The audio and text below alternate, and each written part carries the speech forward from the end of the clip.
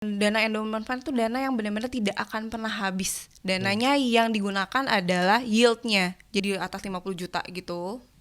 Itu donasinya nanti dikasih reward tile naming di ITB. Oke. Pencantuman nama. Kan lo banyak pengalamannya untuk nge-approach orang gitu ya. Yeah. Gimana kalau misalnya kita bikin project yang kayak gue megang high level networknya ITB gitu untuk nyari potensial donatur gitu-gitu. Apalagi nih yang bisa disumbangkan, maksudnya pemikiran-pemikiran dari alumni, dari para guru besar ITB buat isu-isu Indonesia gitu. Ya.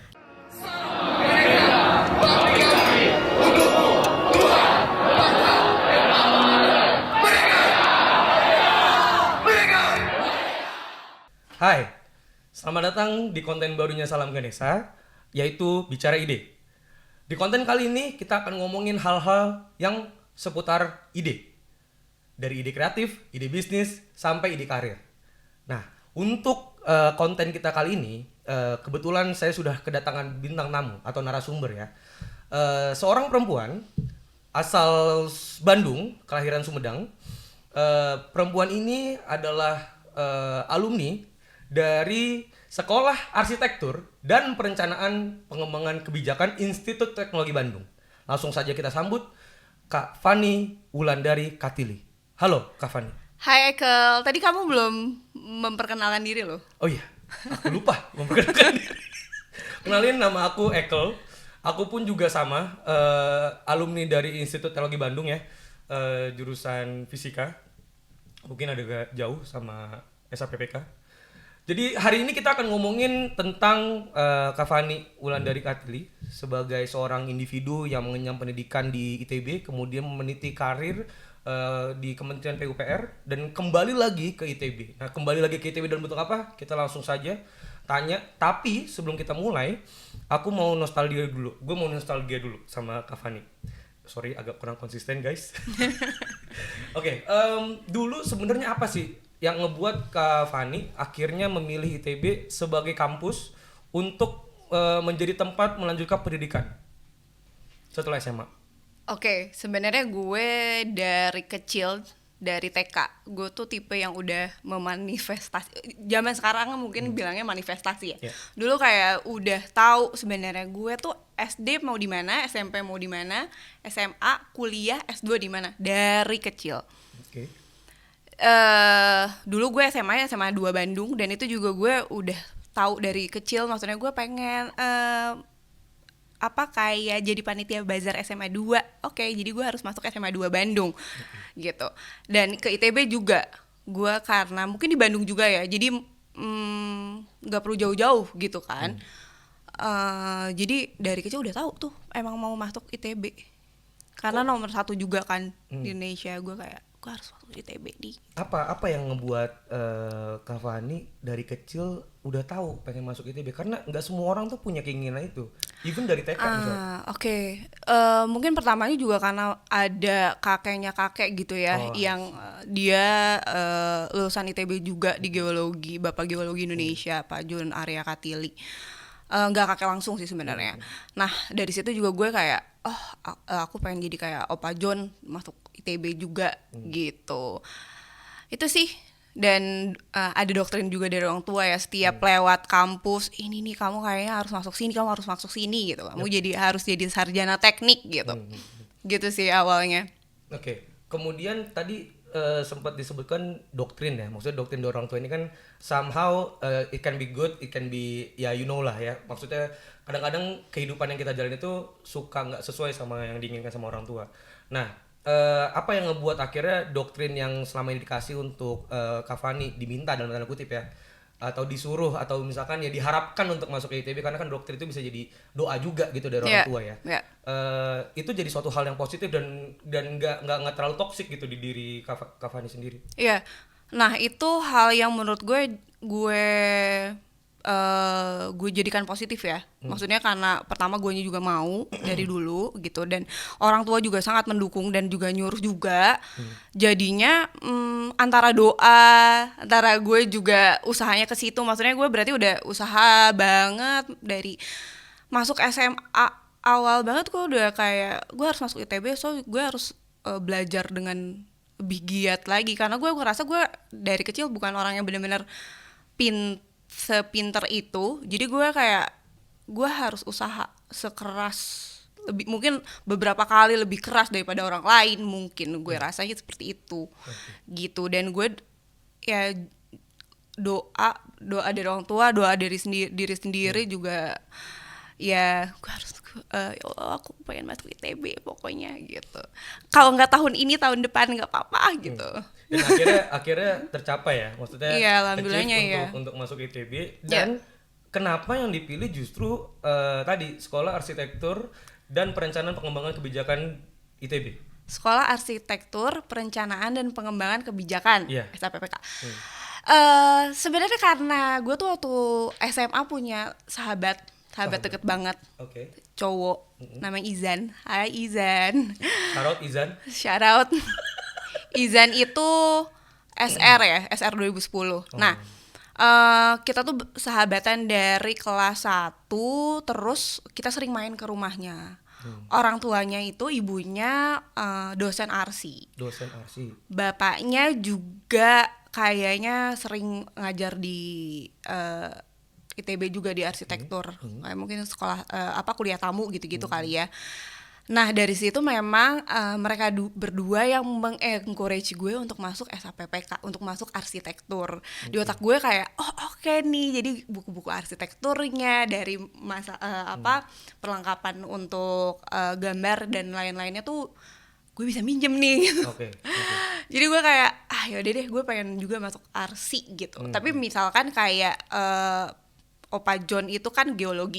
Jadi memang pilihan pertama gue SAPPK, kedua FITB gitu. Nah, karena gue masuknya lewat SNPTN. SNPTN itu apa ya? SBMPTN. Kayak SBMPTN, tes. Iya, tes nasional gitu lah ya.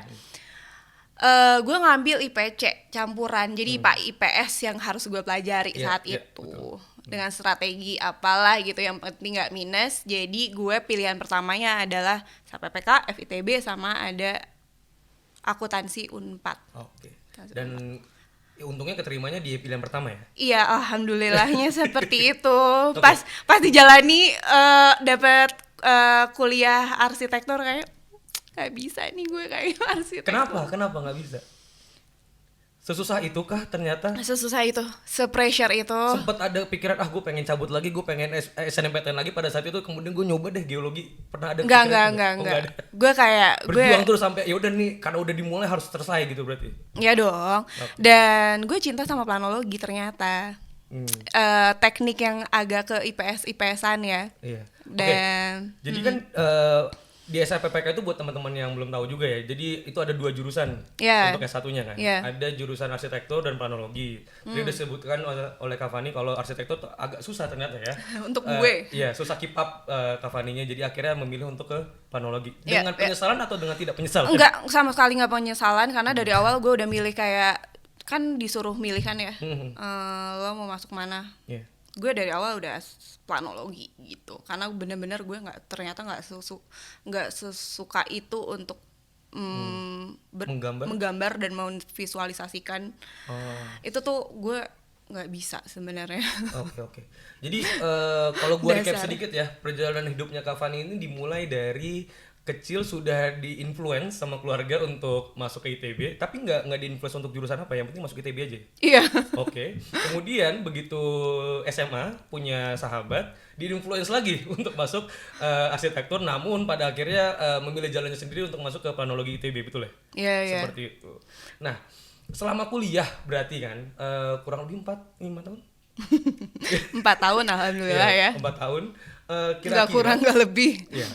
Berarti termasuk orang yang sangat-sangat on time ya, karena kan ada beberapa orang yang mungkin pilihan hidupnya untuk extend 1 tahun untuk menjabat di entah itu di kampus atau di kalau sekarang kan banyak banget tuh program-program untuk elevate skill orang masing-masing gitu ya, kayak data science, bootcamp dan lain gitu. Nah, di 4 tahun itu sebenarnya apa sih yang paling menarik buat Kavani selama berkuliah? Ada nggak kejadian unik, unforgettable moment mungkin? Ada sebenarnya. Nah, gue tuh bukan tipe yang berkegiatan di kampus untuk ikut KM ITB, untuk Organisasi kemahasiswaan organisasi kemahasiswaan, even gue non unit. Unit, oke. Jadi kuliah pulang. Sebenarnya kuliah dulu ya ke himpunan. Ke himpunan, main di himpunan, bener-bener main, ngapa-ngapain main lah pokoknya. Tapi gue juga punya kegiatan di luar sebenarnya. Waktu dulu gue sebagai manajer tenan fashion, jadi gue tugasnya adalah mengumpulkan para pemilik lokal brand untuk mengisi booth-booth itu. Gue banyak menghabiskan waktu di situ dibandingkan di kampus. Nah, one day si temen gue ini yang juga partner gue di Lukas Market itu ngajak gue jadi masuk panitiaan Olimpiade ITB ya, Olim. Jadi ketua acara opening closing. Benar-benar gue tuh nggak tahu gimana caranya menghadapi masa kampus waktu itu. Opening Olim waktu itu tiba-tiba mati lampu malam-malam. Terus ada beberapa himpunan yang walkout. Jadi nggak ikut tanding? Masih opening. Ini masih opening. Kayak kita mau selebrasi gitu ya, selebrasi awal. Terus tiba-tiba mati lampu, tiba-tiba bubar. Ada beberapa kayak nggak satu doang deh kayaknya. Himpunan yang walkout. Nggak boleh di-spill ya? Nggak boleh di-spill. Gue agak panik sih waktu itu. Kok kayak kan segininya banget ya sama masa kampus. Maksudnya sebenarnya gue udah biasa sih hearing di himpunan gitu ya. Tapi gue kayak pembawaannya santai gitu ya. Apapun yang ditanyakan saat hearing gue jawab aja dengan santai gitu.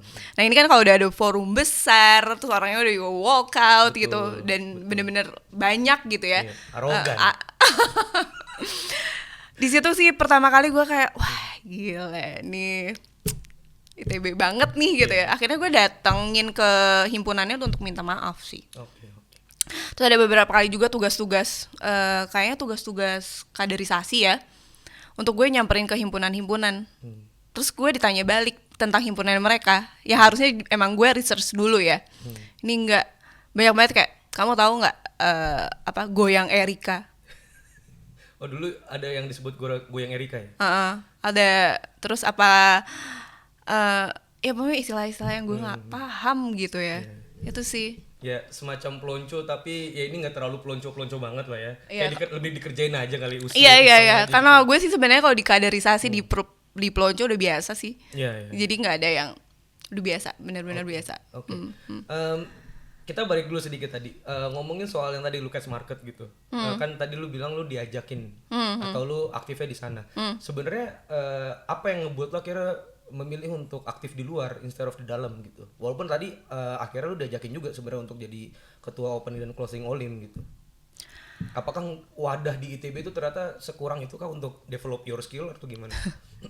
Actually gue tuh males banget juga untuk yang masuk ke unit ya, karena ada prosesnya yang panjang. Iya. Nah karena kalau di Lukas Market ini ya memang teman-teman sendiri gitu ya, satu angkatan, terus ya sambil ngumpul sambil kayak making something gitu. Jadi dan waktu itu juga gue juga suka banget pakai lokal products gitu ya, dan teman-teman gue juga banyak yang bikin brand-brand fashion. Gue juga dulu juga bikin. Jadi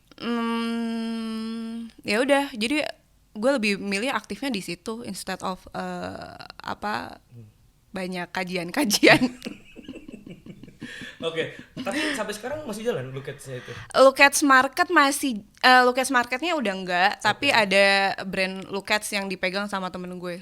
Boleh di shout out juga mungkin? Shout out ke Lukas, nanti ditulis ya ininya, Instagramnya. Promo, besok bayar. Ya, Lukas itu sekarang jadi talent management agency gitu. Yeah. Oh maksudnya ini jadi salah satu hal yang menurut gue jadi inspiratif juga ya. Hal yang lu lakuin ketika lu di kampus itu somehow kalau diterusin jadi atau konsisten lah minimal lu terusin terus mungkin akan jadi sesuatu gitu sampai sekarang. Ini salah satu contohnya, mungkin bisa ditiru juga ya buat teman-teman alumni atau mahasiswa lagi community karir mungkin. Ya, tapi maksudnya pelajaran yang gue ambil dari Lukas itu banyak pelajaran dan pengalaman ya sebenarnya. Karena gue di Lukas Market itu bertemu dengan gue bisa sehari nge-approach lokal brand itu berapa ya?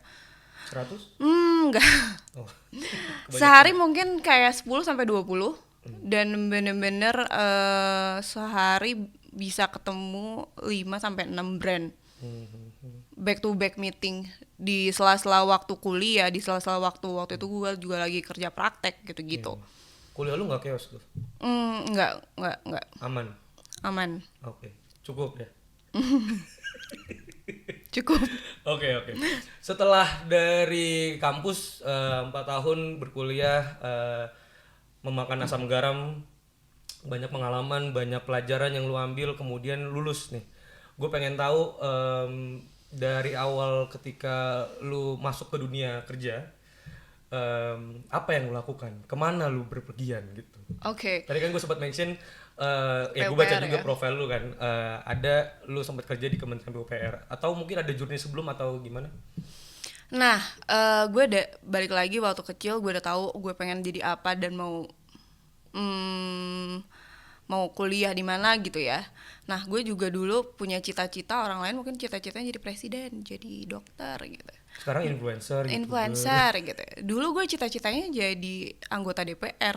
anggota DPR. Kenapa sih lu pengen jadi anggota Gue DPR? gak tahu kenapa gue gini, mungkin dulu gue mikirnya kalau gue pengen merubah sesuatu, either lo in the system or you are jadi apatis gitu ya. Oke. Gue mungkin kalau mau merubah sesuatu yang perlu diubah gitu ya, gue pengen masuk situ. Nah, nggak mungkin dong gue lulus, siapa gue bukan orang yang privilege yang bisa langsung jadi kader gitu ya. Terus juga ada opportunity, si tante gue ini pas banget pas lulus gitu ya. Di situ juga lagi pelantikan DPD DPR. Gue di situ masuk jadi bantuin as a TA/PA-nya si tante gue ini di DPD RI dari Provinsi Gorontalo. 4 bulan gue di situ. Terus gue ngerasa kayaknya ya kurang bisa impactful buat ke guenya sendiri yang baru lulus gitu ya, yang masih super idealis masuk situ. Akhirnya gue juga ada opportunity juga untuk masuk ke Antam, ke BUMN, one of the perlu di mention nggak sih? Boleh nggak sih di mention? Nggak apa-apa ya. Itu kan perjalanan hidup. Iya, di BUMN di Antam. Gue tadinya gue pengen masuk CSR-nya karena balik lagi ya, planologi mungkin ya post miningnya bisa gue kerjain atau before miningnya gitu ya. Dan bisa terjun langsung ke masyarakat gitu. Tapi instead of that gue masuknya ke HR, ya jadi business process junior specialist. Gue 8 bulan atau setahun lah di situ di Antam, tapi ternyata di situ di Antam gue tiap harinya bisa meeting sama berbagai divisi di Antam. Jadi banyak ngobrol sama orang juga gimana proses value chain dari suatu perusahaan sampai nanti akhirnya bikin SOP, workload instruction-nya gitu-gitulah. Jadi selama 8 bulan sampai 1 tahun itu gue sebenarnya gue udah tahu nih, paham nih gimana sih company bener-bener, walaupun nggak bener-bener ngejalanin, tapi gue bisa ngobrol sama orang yang bener-bener ngejalaninnya gitu sih. Jadi banyak banget hal-hal yang bisa gue pelajari di situ. BUMN langsung lagi? Di BUMN langsung. Oke. Setelah dari Antam terus? Kayak di yang harusnya pembelajaran itu panjang gitu ya, gue kayak cukup nih di segini. Terus gue kayak memutuskan gue pengen S2 nih gitu ya. Pengen banget tuh S2 di Belanda gitu ya. Tiba-tiba setelah lu menyelesaikan karir lu di Antam. Iya, gue merasa cukup lah gitu ya. Waktu itu gue pasti harus meninggalkan legacy lah ya. Gue udah lah di situ. Akhirnya gue harus masuk lagi ke bidang planologian kan. Karena waktu itu gue pengennya S2 apapun lah gitu, yang penting S2. Harus di ITB? Enggak ya? Enggak, tadi pengennya di Belanda gitu ya. Kenapa harus Belanda sih? Enggak tahu, entah kenapa ya. Teman-teman gue juga lulusan plano, kebanyakan ngambilnya di Belanda. Iya ya. Kenapa ya? Memang Apa bagus sih. gara-gara tata kotanya mungkin gue nggak paham juga ya. Emang beberapa jurusan plano di university di Belanda tuh bagus-bagus sih Oke. sebenarnya. Untuk Wageningen, terus apa Groningen ya. Ya kebanyakan teman-teman Ke gue situ sih di ya. situ. Dosen-dosen gue juga banyak dari situ juga. Oke. Akhirnya gue memutuskan untuk kerja di bidang keplanologian lagi. Akhirnya gue daftar ke PUPR. Di situ gue masih belum mau sih jadi PNS. Jadi di situ gue non PNS, gue di perencanaan teknik. Jadi gue kayak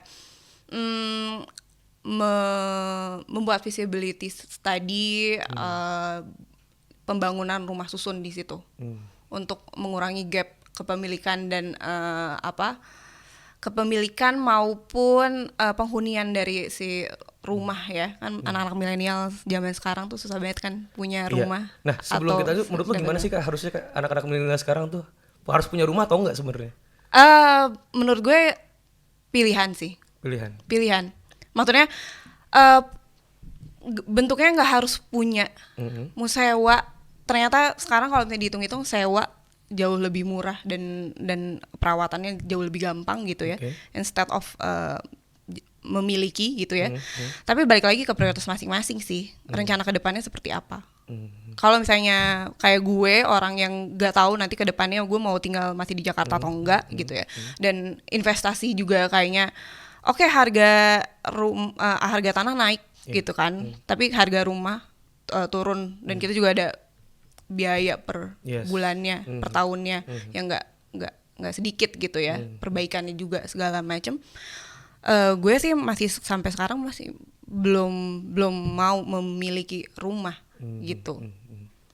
Itu sih.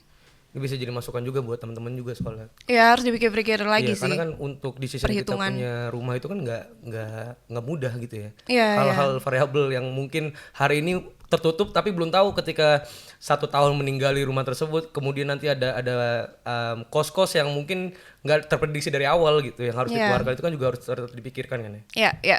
Dan dulu tuh mungkin kayak banyaknya rumah susunnya bentuknya sewa gitu ya. Nah itu juga mungkin akan jadi pilihan juga karena sebelum lo untuk memutuskan beli rumah, ya udah yang penting lo bisa menempati rumah yang nyaman dan murah gitu dari pemerintah. Gitu sih.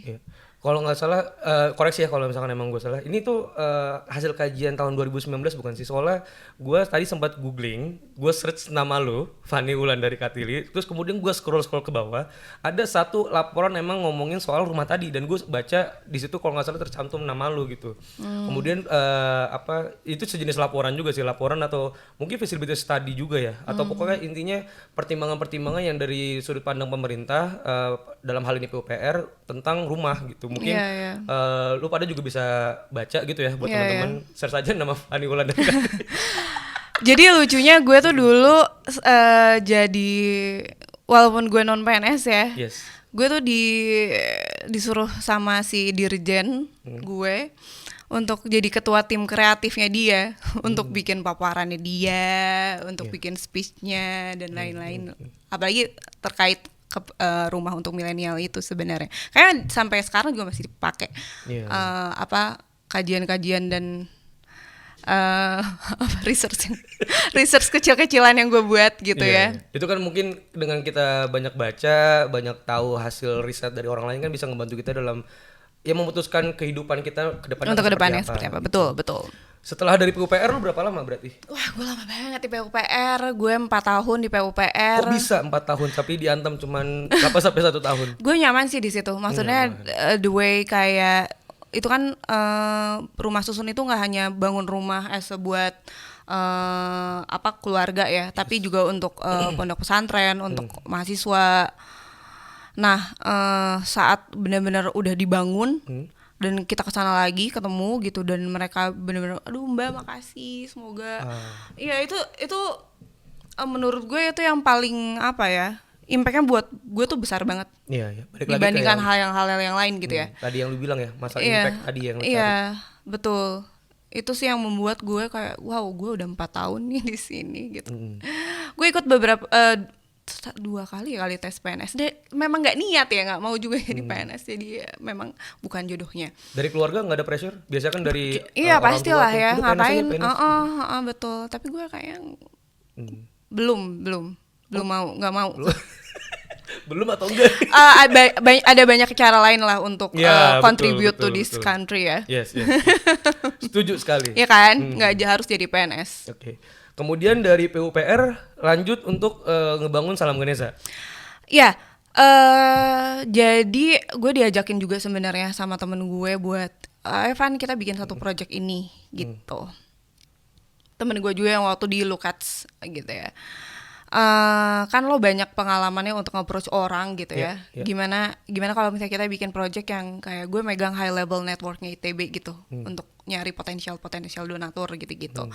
Jadi awalnya adalah project penggalangan dana ini memang diinisiasi dari MWA ITB. Dari MWA ITB, di situ ada komite dana gitu ya. Boleh disebutin nggak sih siapanya? Boleh, ada Bu Yani Panigoro, ada Kak Ahmad Zaki ya, sama Bu Nur Hayati Subakat. Mereka bertiga memang punya target, punya apa ya, keinginan mimpi yang besar untuk ITB, dan mereka juga sudah banyak sekali kontribusinya buat ITB. Untuk Bu Yani sendiri kayaknya udah mulai penggalangan dana itu udah lama banget ya. 2009 mungkin. 2009 ya. Terus untuk bikin acara terus-terusan untuk penggalangan dana tuh kayaknya 2018 ya. Iya, betul. Ya Ibu udah mulai dari situ gitu ya. Nah, tapi masih yang diperkenalkan terkait endowment fund ini tuh ada masih segelintiran orang. Masih mungkin angkatan-angkatan atas gitu ya. Nah, that's why ada anak-anak muda waktu itu ya, gue dulu terbilang masih muda lah ya. Sampai sekarang juga masih muda kok. Masih muda. Kita tuh masih muda guys. Ya? Masih muda kita. Iya. Untuk lebih banyak lagi nge-reach out anak-anak mudanya nih untuk tahu lagi tentang endowment fund. Maksudnya menyumbang dana ke kampus itu nggak harus yang pembangunan gedung yang kayak berapa miliar, di atas 20 miliar, enggak gitu. Nah waktu itu emang dibentuklah akhirnya si project penggalangan dana. Project penggalangan dana yang kita cari, apa nih brandnya gitu ya. Nah ITB sendiri di atas tahun 90-an kali ya. Ada salam yang sangat fenomenal yang sering diucapkan di setiap acara mungkin ya, apalagi di acara kaderisasi gitu ya, SKM atau misalnya di kaderisasi himpunan gitu ya, namanya Salam Ganesha. Dan makna Salam Ganesha itu dalam banget kan. Makanya Salam Ganesha bakti kami untuk Tuhan, bangsa dan alma mater. Betul. Jadi kita implementasikan si spirit Salam Ganesha itu ke dalam proyek penggalangan dana gitu. Dan hasilnya ya untuk alma mater, untuk bangsa, dan juga pasti untuk Tuhan gitu juga ya. Ya. Oke. Sebenarnya ini menarik ya, karena mungkin model si bentuk atau penggalangan dana ini nggak dipunyai sama banyak kampus gitu ya. Ya, pertama kali ya kayaknya ya.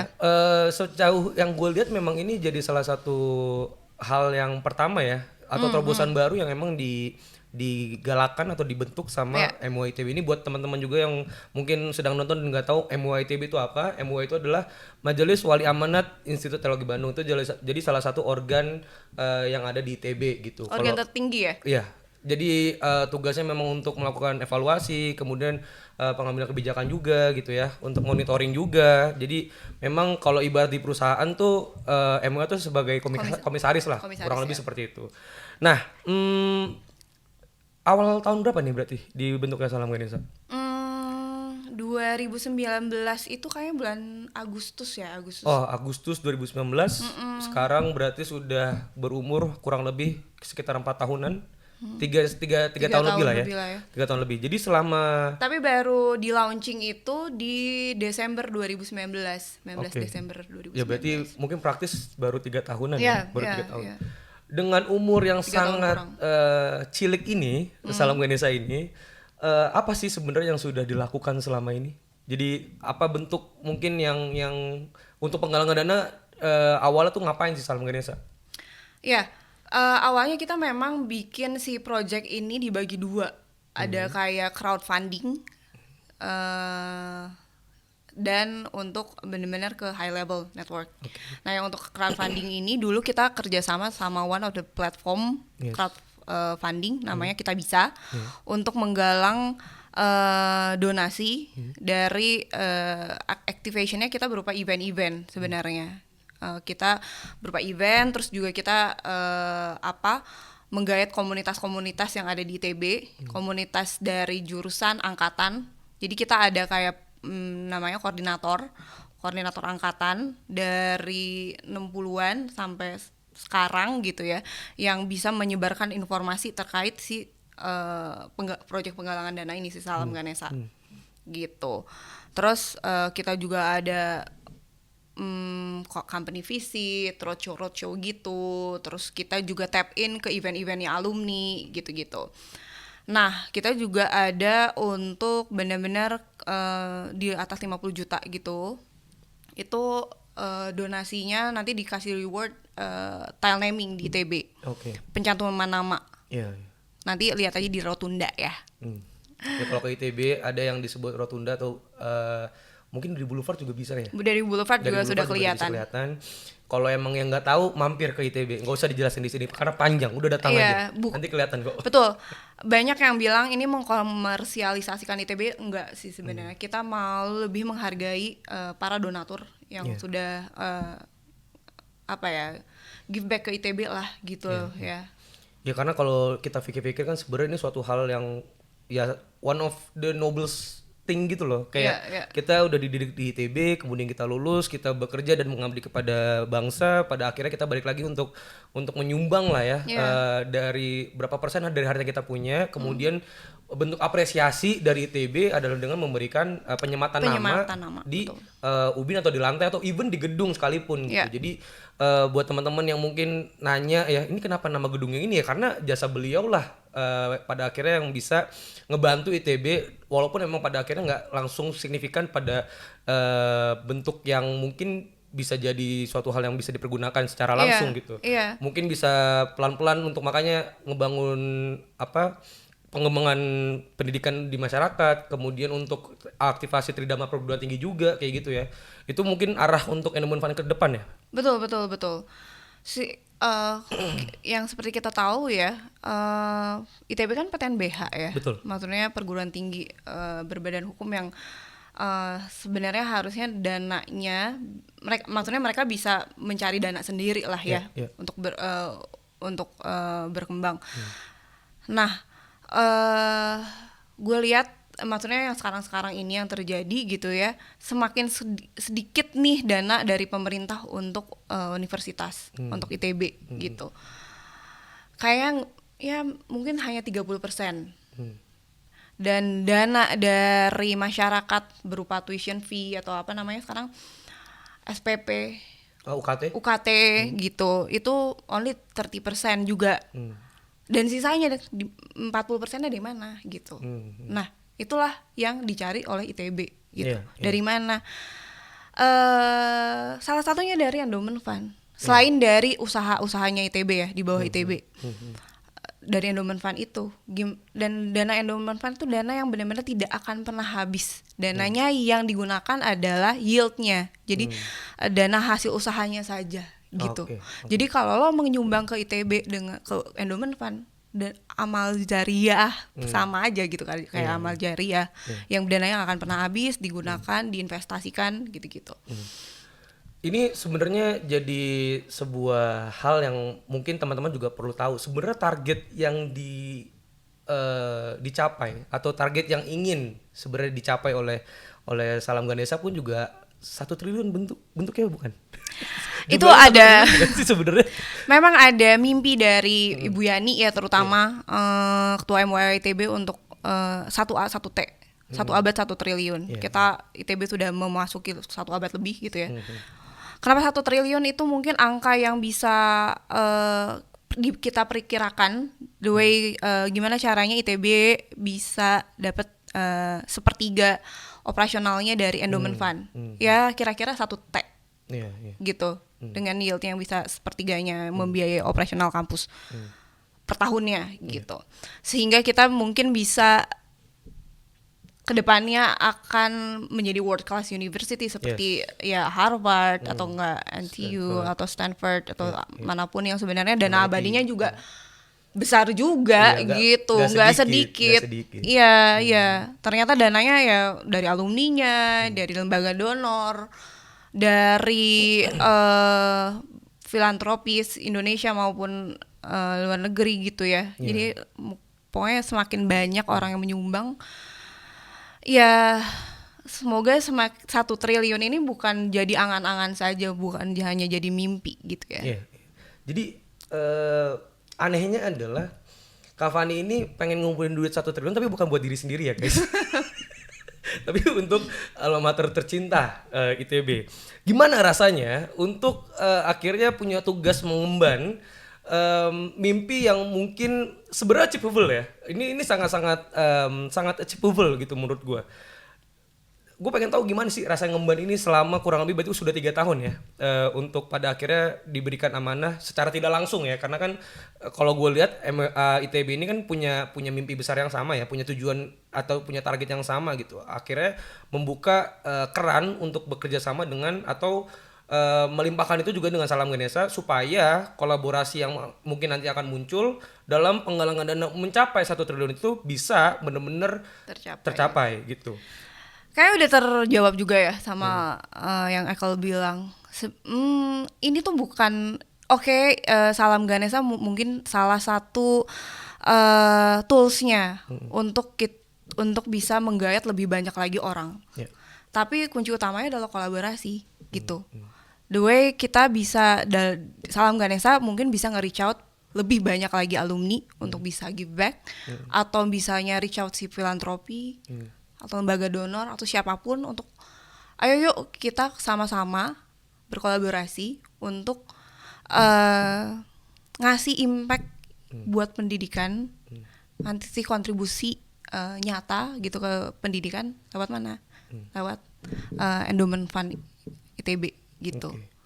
Iya, kuncinya itu kolaborasi bareng sama alumni maupun non alumni ya. Iya, dan Salam Ganesha tuh hanya wadahnya saja gitu. Iya. Jadi buat yang bukan alumni ITB tapi ingin melihat atau mungkin cita-citanya dulu masuk ITB tapi pengen berkontribusi terhadap ITB pun juga welcome juga gitu. Iya, karena nanti semakin banyaknya dana, semakin banyak juga mungkin ITB akan menerima mahasiswa gitu, semakin banyak lagi beasiswa. Yes. Infrastruktur juga semakin bagus, mungkin kedepannya nggak hanya kampus Ganesha dan Jatinangor Cirebon, kedepannya juga akan ada kampus baru.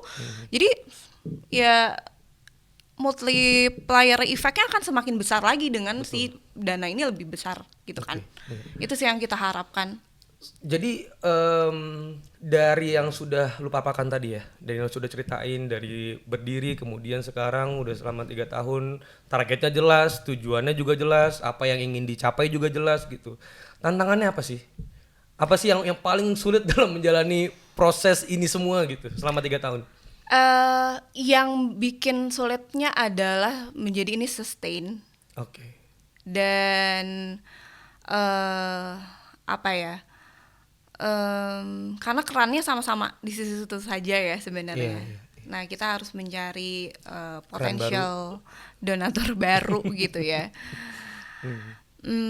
Atau enggak lebih banyak lagi orang yang aware tentang endowment fund sehingga mungkin bisa memperkenalkan, mengajak siapapun gitu, mungkin filantropi dari luar yang punya dana sebesar itu gitu untuk disumbangkan, seperti Dato gitu ya. Dato dari Bayan Resource itu juga kan diperkenalkan oleh Pak Purnomo gitu ya, untuk ngasih ke ITB nggak main-main loh, 100 miliar. Betul. Dia menyumbangkan dana 50 miliar untuk beasiswa 50 miliar untuk endowment fund. Iya. Nah, gitu. Kalau misalnya peran, ya kita berbagi peran mungkin ya. Oke, peran gue di Salam Ganesha mungkin lebih banyaknya menginfluence kecil-kecil mungkin ya, doing crowdfunding untuk memperkenalkan lagi, sosialisasi sana sini, yang nge-branding gitu ya. Apa sih endowment fund, kenapa sih butuhnya gitu ya. Atau juga ada lebih orang lagi yang bisa nge-reach out para taipan, para filantropis yang lainnya gitu. Itu sih. Nah, itu juga sebenarnya yang dilakukan Salam Ganesha sih gitu. Kita banyak juga ketemu orang-orang high level network di Indonesia gitu ya. Untuk ayo nyumbang ke ITB. Atau ayo kolaborasi. Sebenarnya apa yang dibutuhkan gitu. Oh, ada loh impact-nya terhadap company-nya, terhadap hal-hal lainnya gitu, atau kerja sama ITB-nya juga bisa yuk gitu. Atau mungkin ada amnesti pajak dan lain-lain. Banyak yang kita bisa nggak hanya dari segi si endowment fund-nya doang gitu. Karena memang menurut gue pun juga gue ngelihatnya ini, apalagi ketika 2019, 2020 COVID pula kan. Iya, betul. Orang-orang juga pada mungkin kesulitan ekonomi juga. Betul, Sementara Salam Ganesha harus struggling mengumpulkan dana yang sebegitu besarnya juga. Akhirnya kan harus ada penyesuaian gitu kan. Iya, betul. Sehingga mungkin dari penyesuaian tersebut muncullah ide-ide kreatif atau inovasi-inovasi yang mungkin selama ini nggak terpikirkan sebelumnya untuk mengcover hal-hal yang memang seharusnya itu ada di Salam Ganesha, tapi misalkan karena sebelumnya nggak kepikiran jadi nggak ada gitu, tapi sekarang jadinya ada. Kira-kira apa inovasi untuk menjawab tantangan-tantangan yang mungkin dari selama 3 tahun ini sudah dilakukan? Iya, itu banget sih yang terjadi sama Salam Ganesha. The way 2019 akhir Desember, terus kita doing crowdfunding, terus kita juga nge-reach out, nge-approach potensial donatur untuk reward tile naming itu. Dan ternyata COVID masuk ya, COVID hit di Maret gitu. Dan kita mau nggak mau harus memberhentikan yang namanya penggalangan dana untuk endowment fund. Waktu itu kita akhirnya kerja sama IAITB untuk crowdfunding untuk Satgas COVID. Ya, Satgas COVID IAITB. Jadi kita kayak mengumpulkan dana untuk lebih ke arah situ. Nah, caranya juga kita macam-macam. Salah satunya kita dulu bikin namanya Di Rumah Aja. Itu kayak kita ngobrol-ngobrol sama alumni online. And then di situ ada crowdfundingnya. Kayak QR code, orang-orang bisa scan, orang bisa scan dan bisa donasi di situ. Kita menghadirkan alumni-alumni hebat gitu kayak Panji Pragiwaksono, terus ada Indra Herlambang, siapa lagi, banyak sih gitu ya, untuk ngisi namanya Di Rumah Aja gitu. Nah, itu mungkin jadi awal mula si Salam Ganesha ini, bukan pivot juga ya, tapi lebih ke kayak apa sih opportunity lainnya yang bisa kita ciptakan dari COVID-19 ini gitu ya, dimana orang-orang nggak bisa kemana-mana, di rumah doang, juga butuh hiburan dan gitu Salam Ganesha harus eksis gitu ya. Dan waktu itu 2020 adalah ITB 1 abad, 100 tahun. Iya, 100 tahun itu. Jadi setelah Di Rumah Aja, kita juga sama ITB gitu ya, bikin seremoni 2 acara. Dua acara di TVRI untuk ya lebih ke selebrasi 100 tahunannya ITB gitu ya. Kita bikin 1 acara talk show. 1 abad ITB menuju era baru gitu ya. Dan 1 lagi acara musik gitu. Nah, itu kita bikin bareng alumni-alumni lainnya juga gitu ya. Di situ tuh Salam Ganesha belajar namanya ya menjadi suatu production house lah ya. Nah, setelah itu kita juga kayaknya dari talk show itu harus ada Follow up-nya. continuity-nya ya. Iya. Tapi maksudnya apalagi nih yang bisa disumbangkan, maksudnya pemikiran-pemikiran dari alumni, dari para guru besar ITB buat isu-isu Indonesia gitu. Dari situ kita akhirnya bikin Salam Berbagi pertama kalinya sebulan setelah acara TVRI 100 tahun ITB. Di mana kita benar-benar mau mengundang stakeholder Triple Helix, dari mulai akademisi, dari mulai private sector, pemerintahan, untuk membicarakan isu-isu terkait Indonesia 2045. Gimana kita bisa mempersiapkan, apa yang bisa kita persiapkan menuju si Indonesia 2045 ini, gitu. Itu awal mulanya. Nah dari situ kita berpikir kayak, oh sebenarnya itu jadi salah satu opportunity nih buat Salam Ganesha. Kalau misalnya mau sustain, itu pertama kalinya kita Salam Ganesha berpikir, oh kayaknya kita biar lebih sustain lagi, kita bikin bisnis deh gitu. Yang tadi pertama adalah event organizer atau creative production. Yang kedua mungkin bentuknya kita gimana caranya bisa membuka inclusivity dari si kampus kita ini gitu, kampus ITB. Lebih memperkenalkan lagi gimana sih experience, gimana apa sih yang diajarkan di kampus gitu, yang mungkin bisa dirasakan juga sama orang-orang yang bukan mahasiswa di ITB gitu. Jadi lebih inklusif lagi, bisa di reach out di seluruh Indonesia, seluruh dunia gitu ya. Akhirnya kita bikin itu awal mulanya si namanya Ide Gajah. Ide Gajah itu yang tadi yang creative productions slash agensi slash IO juga ya. Slash everything ya. Dan kita bikin namanya Salam Ganesha Academy.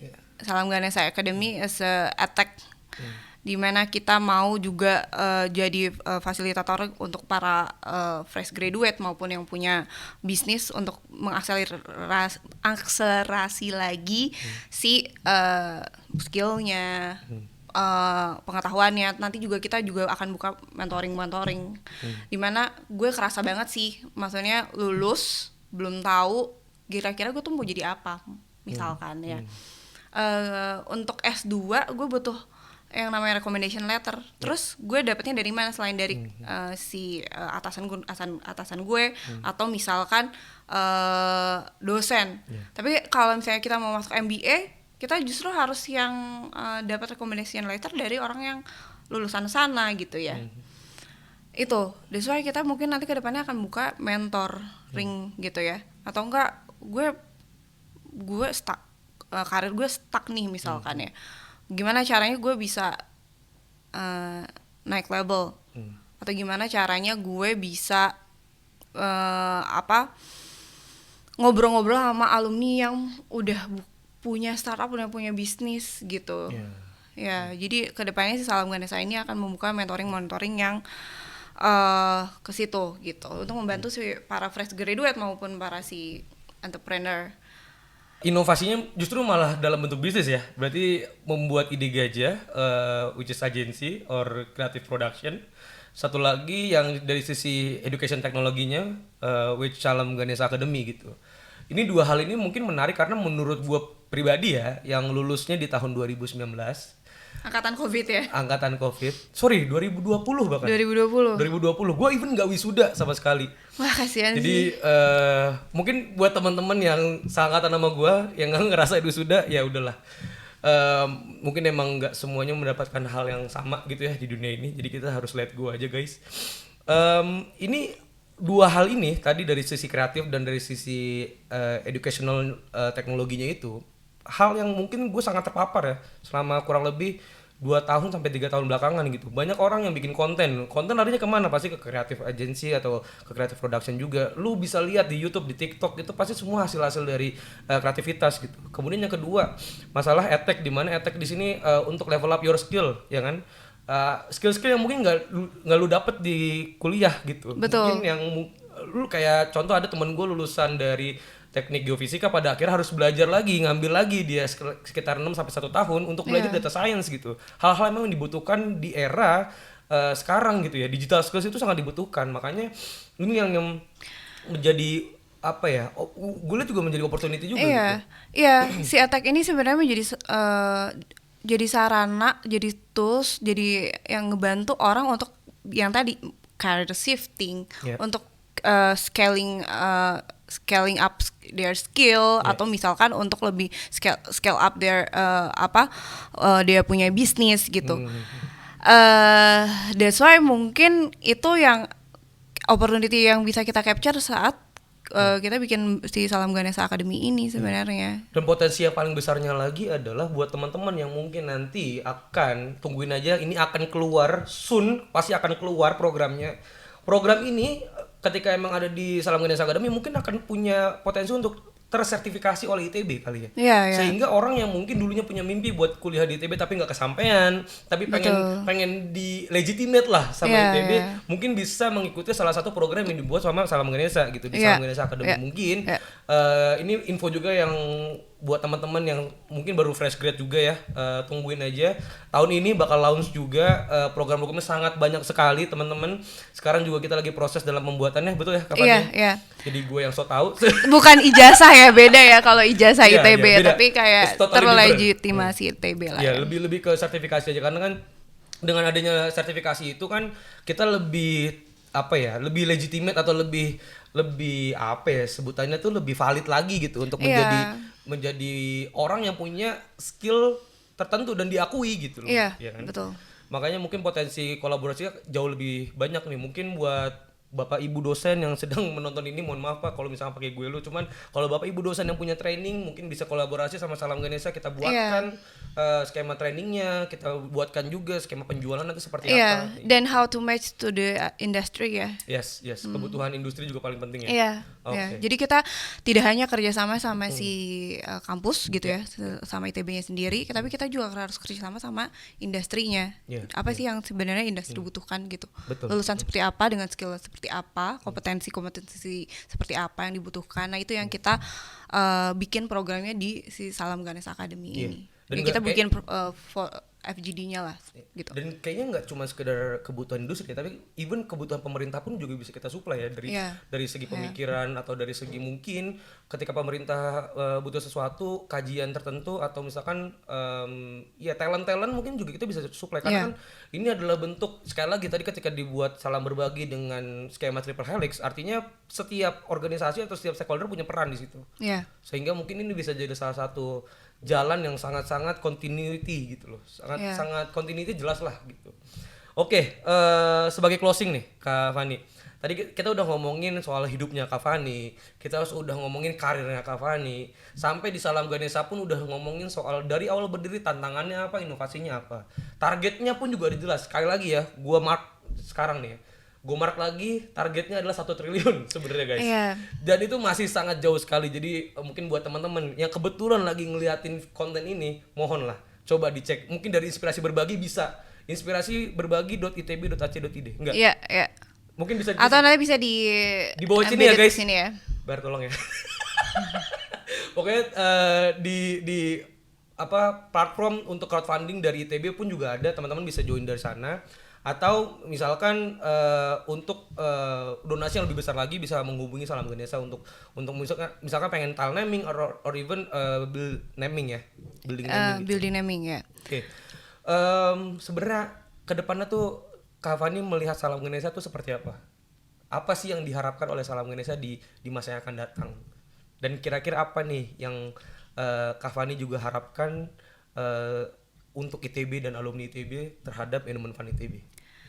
Iya, dari gue sendiri sebenarnya peran gue saat ini memang hanya mungkin menjadi fasilitator untuk penggalangan dana ya. Mungkin itu peran yang harus gue maksimalkan lagi untuk reach out lagi, lebih banyak lagi mengajak, mungkin menginfluence para alumni ITB gitu ya, untuk yuk give back to alma mater gitu ya. Apa yang lo udah dapatkan dari kampus, lo menjadi orang yang seperti apa sekarang gitu ya, sehebat apapun gitu ya, yuk kita balik lagi ngasih ke alma mater sehingga lebih banyak lagi kebermanfaatannya buat orang-orang lainnya, buat adik-adik kelas kita yang di kampus gitu. Lebih banyak lagi mahasiswa-mahasiswa yang bisa diterima di kampus ITB gitu loh.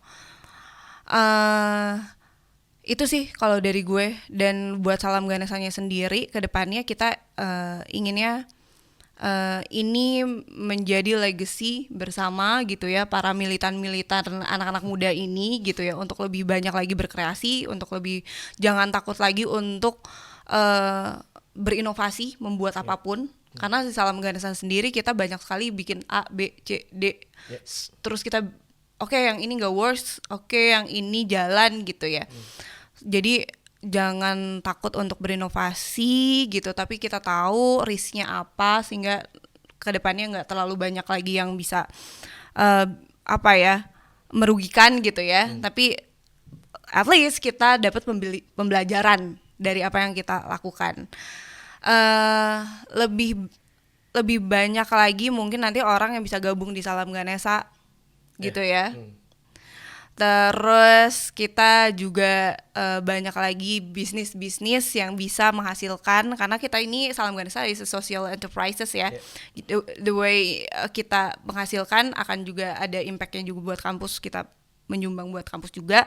Dan kita juga sebisnis juga menyumbang buat ITB-nya juga, dan untuk kita semua ya, untuk jadi gue pengennya si Salam Ganesha ini nanti menjadi company yang besar. Amin. Jadi impactnya lebih besar lagi. Amin. Gitu ya, untuk bisa ngasih inclusivity pembelajaran tadi ke lebih banyak lagi orang gitu ya. Dan cita-cita IPO gitu ya ada. Amin. Ya, amin. Gue sangat berharap itu benar-benar bisa terrealisasi dalam waktu dekat. Nah, waktu Amin. Dekat kan, tergantung referensinya seperti apa ya. 1 tahun mungkin bisa jadi waktu dekat, 2 tahun, even 10 tahun bisa jadi waktu yang dekat. Tergantung dengan apa yang dihadapin dalam waktu 10 tahun itu kan. Iya, betul. Dan buat ITB-nya sendiri, semoga ya 1 triliun itu bukan suatu mimpi yang benar-benar harus dikejar sama segelintiran orang, tapi harusnya menjadi mimpi dari semua alumninya, semua mahasiswanya, semua stakeholder, gak hanya ITB deh gitu, semua kampus gitu yang di Indonesia. Yuk gitu loh, kita balik lagi ke alma mater kita, apa yang kita bisa berikan sekecil apapun gitu, itu akan sangat berharga untuk pendidikan Indonesia gitu. Sehingga kalau ITB-nya sendiri untuk menjadi one of the mungkin 100 ya, world class university. Amin lah ya. Amin. Thank you Kak Fani, terima kasih sekali lagi atas waktunya, atas kisah panjang hidupnya. Panjang walaupun masih tergolong muda, cuman yang gua rasa ya cukup lah untuk memberikan impact sekali lagi dengan bercerita, untuk menginspirasi juga menurut gua ya, karena ya nggak mudah gitu loh untuk menjalani kehidupan yang mungkin tadi yang udah teman-teman dengar dari ceritanya Kak Fani gitu. Mungkin gue sedikit mengutip dari ceritanya Kak Fani tadi mengenai pendidikan ini, bukan untuk hari ini sebetulnya. Investasi kita untuk Endowment Fund, untuk dari Bapak Ibu yang terhormat sekali lagi yang udah berperan penting untuk penggalangan dana Endowment Fund ITB ini, baik itu dalam bentuk town naming, building naming, kemudian tree naming nanti soon to be, dan lain-lainnya itu pasti akan berdampak suatu saat nanti, bukan pada saat hari ini, tapi gimana nanti generasi yang selanjutnya akan mengenyam pendidikan di Indonesia ini. Karena namanya pendidikan pasti kan nggak akan pernah berakhir, betul ya. Ini akan long lasting, or even sampai nanti pada akhirnya dari Bapak Ibu punya anak, punya cucu, punya keturunan, sampai nanti Bapak Ibu udah nggak ada mungkin ya. Sorry ya, mungkin lebih ke investasi terbesar itu adalah pendidikan. Nah itu dia, yang mau disebut tuh sebenarnya itu, cuman biarkan narasumber saya yang hari ini akan menyebutkannya, kurang lebih seperti itu. Jadi kurang lebih terima kasih atas kehadirannya Kak Fani. Buat teman-teman, thank you banget yang udah nonton sampai detik ini. Semoga videonya gak kelamaan ya. Ya thank you ya Ekel, keren banget. Semoga ide gajah ini terus menginspirasi, walaupun baru pertama, tapi semangatnya terus-terusan ya. Ya amin. Kalau gue emang modalnya semangat doang sih. Semangat. Oke, thank you semuanya yang udah nonton, bye-bye. Dah. Salam Ganesha. Untuk Tuhan, bangsa, dan alma mater.